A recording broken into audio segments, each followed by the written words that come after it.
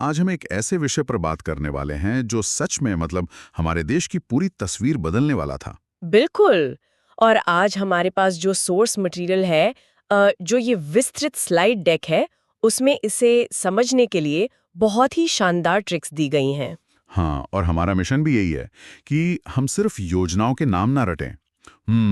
हम ये समझें कि आज़ादी के बाद भारत ने अपने विकास का खाका आखिर तैयार कैसे किया। तो कल्पना कीजिए एक ऐसे देश की जो अभी-अभी आज़ाद हुआ है। खजाना बिल्कुल खाली है। और करोड़ों लोग भयानक गरीबी और भुखमरी का सामना कर रहे हैं। सही कहा।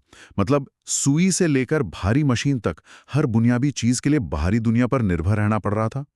एक तरफ पटवारे का दर्द था, तो दूसरी तरफ एक ऐसा भविष्य खड़ा था जो पूरी तरह से अनिश्चित था। उस समय भारत की अर्थव्यवस्था को अक्सर शिप टू माउथ इकोनॉमी कहा जाता था। शिप टू माउथ मतलब जहाज से सीधा मुंह तक।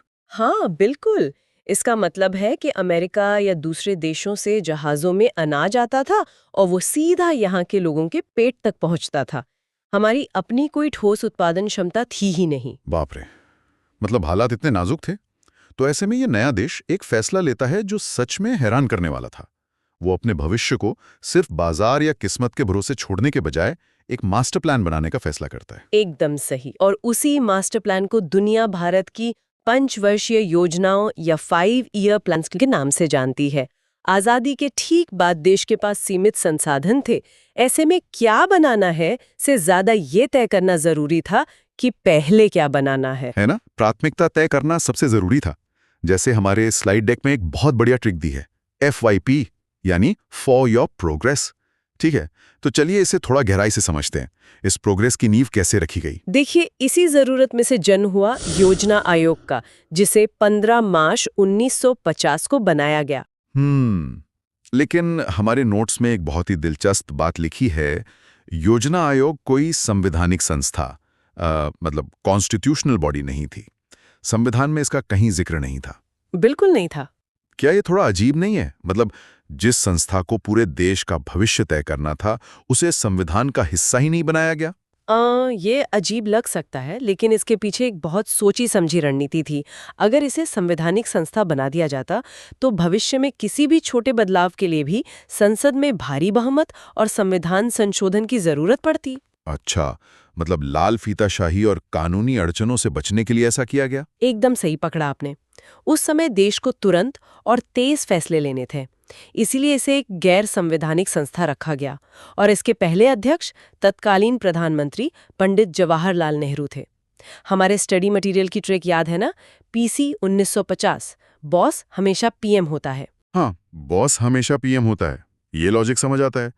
अब अगर हम इसके विजन की बात करें तो इसके 4 बहुत ही स्पष्ट लक्ष्य थे। स्लाइड डेक में इसे GASM ट्रिक से समझाया गया है। हाँ, GASM यानी गैस्म। चलिए इसे डिकोड करते हैं। G से है ग्रोथ यानी आर्थिक विकास और GDP को तेजी से बढ़ाना। और A से है आत्मनिर्भरता, ताकि विदेशी आयात पर हमारी जो निर्भरता थी वो खत्म हो सके। बिल्कुल। फिर S से आता है सोशल जस्टिस यानी सामाजिक न्याय। इसका मतलब था कि देश का पैसा सिर्फ कुछ अमीर लोगों के पास न रहे, बल्कि गरीबी खत्म हो और रोजगार मिले। और आखिरी है M यानी मॉडर्नाइजेशन या आधुनिकीकरण, तकनीक लाना। कागज पर सुनने में तो ये बहुत ही परफेक्ट संतुलन लगता है। कागज पर ये बिल्कुल परफेक्ट था, लेकिन जमीनी हकीकत में ये चारों लक्ष्य अक्सर एक दूसरे से टकराते थे। टकराते थे? वो कैसे? देखिए, अगर आप आधुनिकीकरण पर जोर देते हैं और खेतों में बड़ी बड़ी मशीनें ले आते हैं, तो कई मजदूरों की नौकरियां चली जाएंगी। इससे आपका सामाजिक न्याय और रोजगार देने का लक्ष्य तो टूट जाएगा ना। अरे हाँ, ये तो किसी परिवार के बजट को मैनेज करने जैसा है, जहां अगर नया घर बनाने में सारा पैसा लगा दिया तो शायद बच्चों की पढ़ाई के लिए समझौता करना पड़े। बिल्कुल वही बात है। अगर हम इसे बड़े परिदृश्य से जोड़कर देखें, तो संसाधनों का सही उपयोग करना एक नए देश का ब्लूप्रिंट बनाने जैसा ही था। लेकिन यहाँ एक और चीज है। योजना आयोग के पास खुद इन योजनाओं को लागू करने की कोई अंतिम शक्ति नहीं थी। वे सिर्फ एक ड्राफ्ट बनाते थे। सही कहा। अंतिम मुहर तो 1952 में बनी राष्ट्रीय विकास परिषद यानी NDC लगाती थी। ट्रिक के हिसाब से प्लानिंग कमीशन बनाता है, NDC अंतिम मुहर लगाता है। पर ये NDC का क्या रोल था? देखिए, योजना आयोग दिल्ली में बैठे कुछ अर्थशास्त्रियों का समूह था, लेकिन भारत बहुत विशाल है। एनडीसी में सभी राज्यों के मुख्यमंत्री शामिल होते थे। अच्छा, ताकि राज्यों की भी सहमति मिल सके। बिल्कुल, ये सुनिश्चित करने के लिए था कि दिल्ली के एयर कंडीशन कमरों में बनी नीतियां जमीन पर राज्यों को मंजूर हैं या नहीं। बहुत ही शानदार डिजाइन था ये। तो अब इस सिस्टम का पहला टेस्ट था 1951 में आई पहली पंचवर्षीय योजना। हमारे नोट्स बताते हैं कि ये हैरोल्ड डोमर मॉडल पर आधारित थी। हाँ, और बिना अर्थशास्त्र के भारी शब्दों के से समझें तो ये मॉडल कहता है कि लोगों को पैसा बचाना होगा और उसे उत्पादन बढ़ाने वाली जगह निवेश करना होगा। और उस समय उत्पादन का सबसे बड़ा साधन थी खेती, मतलब पूरा फोकस कृषि और सिंचाई पर। एकदम सही। ट्रिक याद है? First is equal to Herod plus harvest. एक ऐसा देश जहां करोड़ों लोगों को अनाज चाहिए था, वहां खेती पर ध्यान देना ही सबसे बड़ी समझदारी थी। और इसी दौरान भाखड़ा नांगल और दामोदर घाटी जैसे विशालकाय बांध बनाए गए और इसके नतीजे बेहद सफल रहे। लक्ष्य था 2.1% ग्रोथ का, लेकिन हासिल हुई 3.6%। हाँ, और इसी सफलता के दम पर भारत के पहले 5 आईआईटीज की स्थापना भी हुई। अब लेकिन यहाँ बात सच में बहुत दिलचस्प हो जाती है। पहली योजना में खेती से इतनी अच्छी सफलता मिल रही थी, पर जैसे ही 1956 में दूसरी योजना आई, पूरा फोकस अचानक भारी उद्योगों पर शिफ्ट कर दिया गया। आप पीसी महालनोबिस मॉडल की बात कर रहे हैं? हाँ, तो मेरा सवाल ये है कि जब पहली योजना से पेट भर रहा था, तो तुरंत 5 साल बाद सारा पैसा स्टील प्लांट में क्यों डाल दिया गया? क्या ये बहुत बड़ा जोखिम नहीं था? ये सच में एक जोखिम भरा कदम था और कई दिग्गज अर्थशास्त्रियों ने संसद में ये सवाल उठाया भी था। लेकिन इसका जवाब हमारी स्लाइड की मास्टर ट्रिक में छिपा है। कौन सी ट्रिक?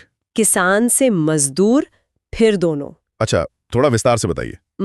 पहली योजना में किसान पर फोकस था, क्योंकि नया देश था, पेट भरना जरूरी था। लेकिन महालनोबिस का मानना था कि अगर हम सिर्फ खेती करते रहे तो विकसित देशों के गुलाम बनकर रह जाएंगे। मतलब हमें अपनी मशीनें खुद बनानी होंगी? बिल्कुल। दूसरी योजना में मजदूर पर फोकस किया गया। खाना मिल गया, अब कारखाने लगाकर देश को मजबूत बनाओ। भिलाई, दुर्गापुर और राउरकेला में विशाल स्टील प्लांट लगे।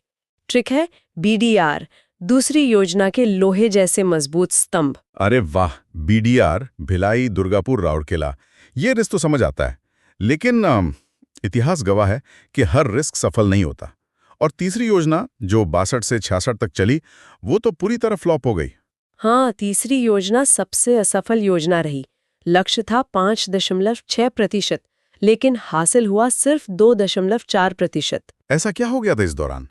इसके विफलता के 3 बड़े कारण थे, जिन्हें CPD ट्रिक से याद रखा जा सकता है। CPD मतलब C, P और D? हाँ, C से चाइना वॉर 1962 का, P से पाकिस्तान वॉर 1965 का, बाप रे, 2 युद्ध एक के बाद एक। और D से ड्राउट यानी भयंकर सूखा। जो पैसा कारखानों और सिंचाई पर खर्च होना था, वो रातों रात सेना और सीमाओं की रक्षा पर चला गया। और सूखे ने फसलें तबाह कर दी। तो देश फिर से भुखमरी की कगार पर आ गया होगा।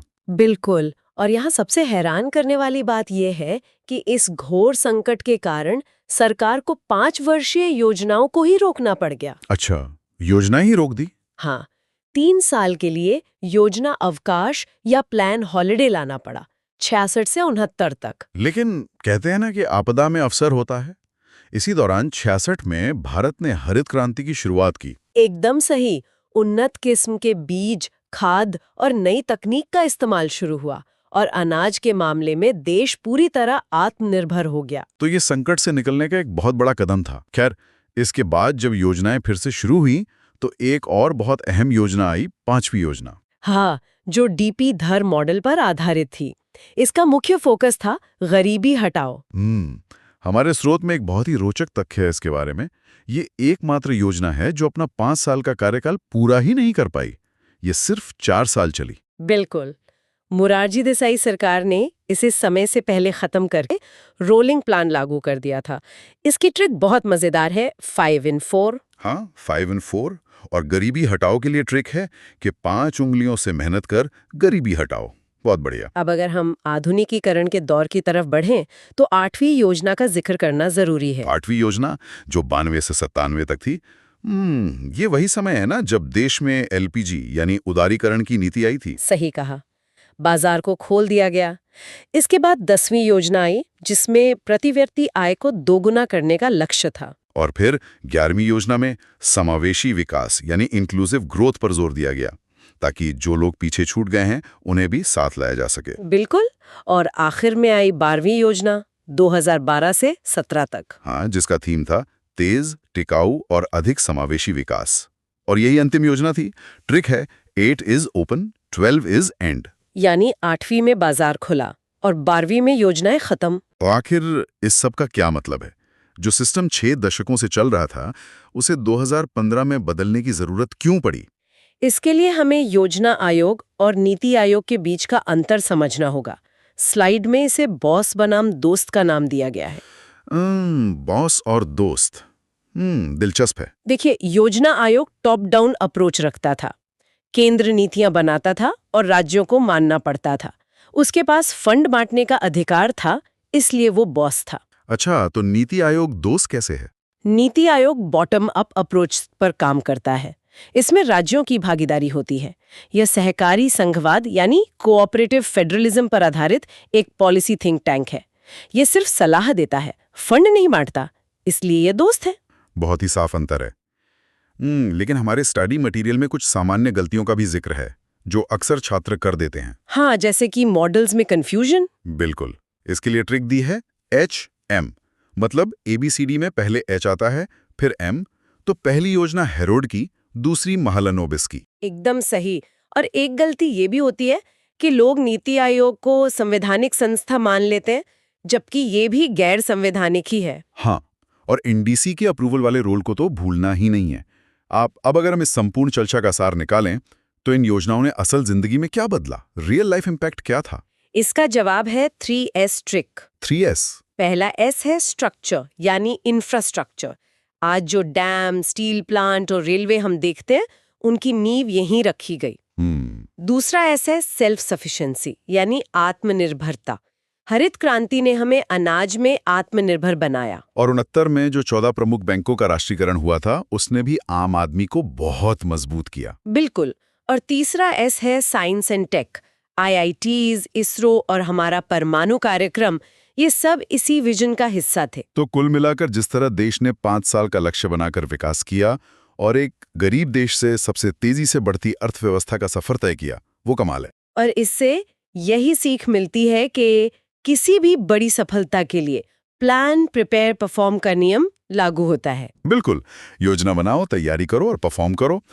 लेकिन इससे एक बहुत ही महत्वपूर्ण सवाल खड़ा होता है। कैसा सवाल? देखिए दोस्तों, भारत ने दशकों तक 5 वर्षीय लंबी योजनाओं के सहारे अपनी नींव मजबूत की। लेकिन आज के तेजी से बदलते AI और टेक्नोलॉजी के युग में क्या एक देश या यहाँ तक कि एक व्यक्ति भी 5 साल लंबी और सख्त योजना बनाकर चल सकता है? ये बहुत गहरा विचार है ना? या अब हमें हर महीने अपनी रणनीतियों को बदलने वाले रोलिंग प्लान्स की जरूरत है? ये एक ऐसा विचार है जिस पर हम सबको सोचना चाहिए। बिल्कुल, श्रोताओं को इस पर जरूर विचार करना चाहिए। तो दोस्तों, आज की इस गहरी और शानदार चर्चा को हम यहीं समाप्त करते हैं। योजना आयोग से नीति आयोग तक के सफर को हमारे साथ समझने के लिए आपका बहुत बहुत धन्यवाद।